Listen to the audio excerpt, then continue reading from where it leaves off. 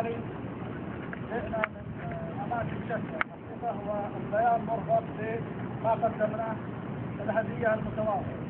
علي غالي وعزيز، وأنتم كذلك عائلته وقبيلته بشكل عام غاليين عندنا، ولهذا هذا الغلاء جعلنا نأتي من أماكن متفرقة تحضيرا له وتحضيرا لعائلته ولقبيلته عامة. حياكم الله لك كما قال رسول الله عليه وسلم: بارك الله لك وبارك عليكم، جمع بينكما في خير. أنا أعتذر عن زملائي قدموا لي خدمة لهم التي هم منه أكثر مني وأجدر، نسأل الله الذي لا إله إلا هو أن يقيم علينا الأمن والأمان تحت قيادة خادم الحرمين الشريفين، وأن يتم أفراحنا وأفراحكم بحق الذي لا إله إلا هو، وأن يسمعنا بهذه الطيبة في جنات النعيم.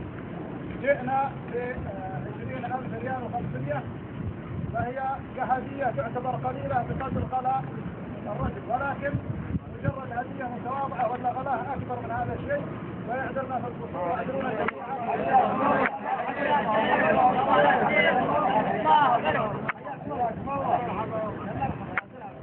يا مرحبا يا رجال.